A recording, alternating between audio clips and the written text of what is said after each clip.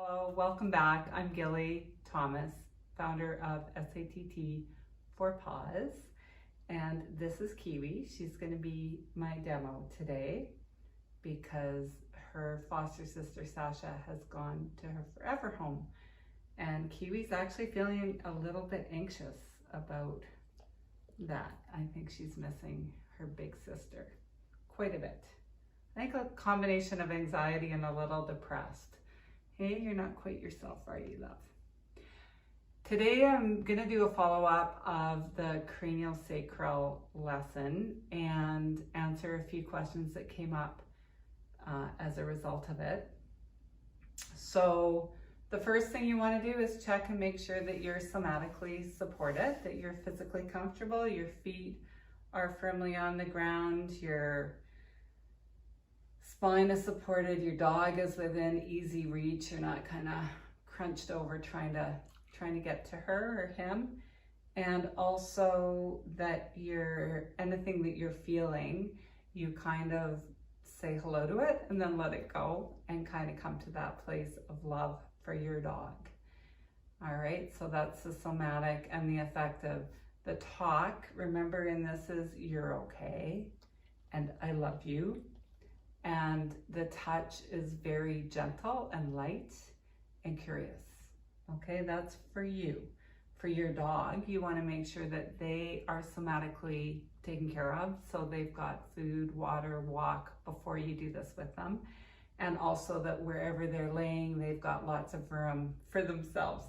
Kiwi's a tiny little bit smaller than Sasha. So this was actually built for her, and it does support her a little bit more fully than it did Sasha. And so physically she's supported. Emotionally, like I said, she's a little anxious, a little out of sorts, and we'll see if she talks. I'm not sure if she'll talk or not.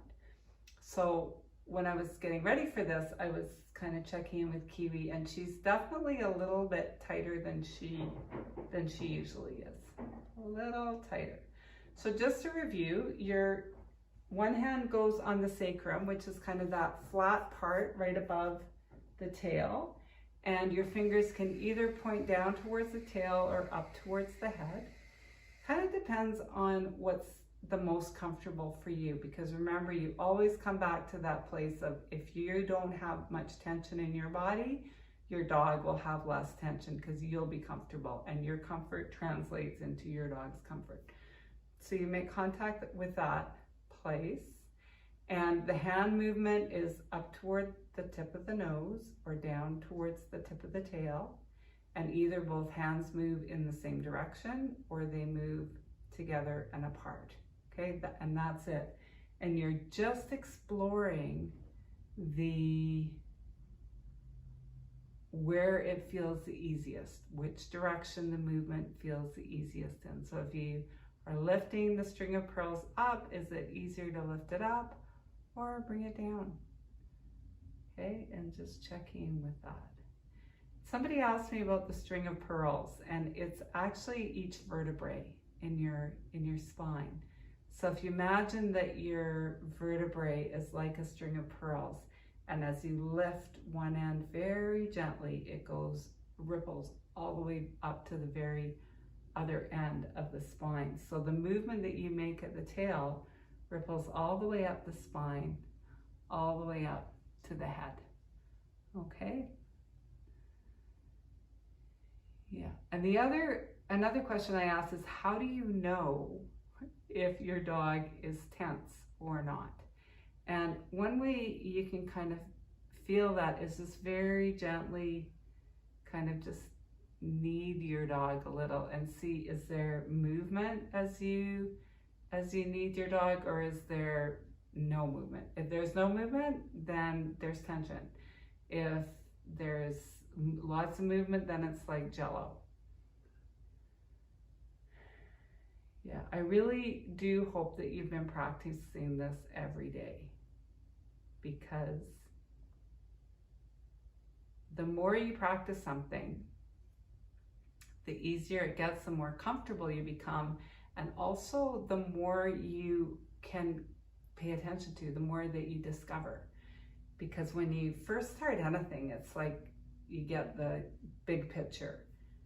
So you might see that as you move your hands one direction and the other direction, that the whole spine will move. And then as you practice it over time, you'll get to determine or sense the more subtle differences, like, oh, the spine is moving up to a certain point, and at that point it stops. And so then when you're working still at the sacrum or the cranium or both, then your intention and your energy can go to that place of resistance. And it's just a very gentle invitation to move. You're not forcing it, because it's kind of like when you use force, you can tear something. And that's kind of the opposite of what you want to do with your dog. I'm just going to turn around so that I'm more comfortable and can reach both her sacrum and her head here. Yeah. I'm not sure if she's out of the picture. Are you out of the picture now? You don't want your head touched. Okay, now this girl, she doesn't like her head being touched very much, so I'm gonna come in a little slower and more gently and see if she'll let me do that now. Yeah, she is. So what I'm noticing about her today is that as I'm doing this, she's responding pretty quickly and things are starting to connect up more. That resistance that I was talking about is really just melting away. Yeah.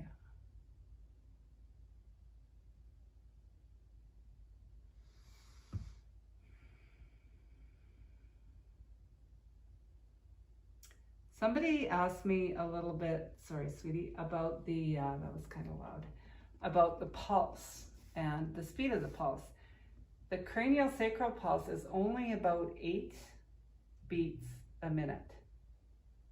Can be up to 12, but if you consider your heart rate is much, much faster than that, and your breathing rate is much faster than that. So it's such a subtle movement that you can kind of wonder when you're starting it, am I actually feeling anything or am I not? And I would say go with your intuition, go with your gut. If you feel like you're following the pulse, you probably are following the pulse. Okay, and I wouldn't bother timing it or anything. It's just to give you that sense in yourself that it's much slower than either the heart rate or the breathing rate.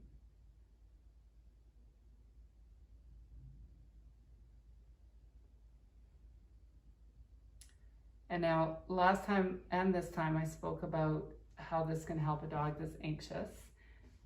Last week, I did a Facebook Live for anxious dogs, and it's available on my website now. If you know anyone who has an anxious dog, I'll be sending you the link to this because you've subscribed to the lessons.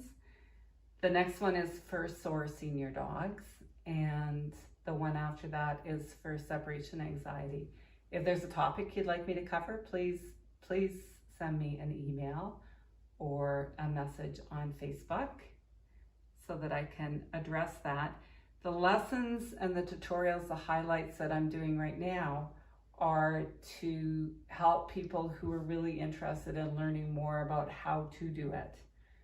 And the Facebook and the tips and tales on the website are for people who want a quick thing that they can maybe do a little bit with their dog. Okay, I'm just going to check in with her again.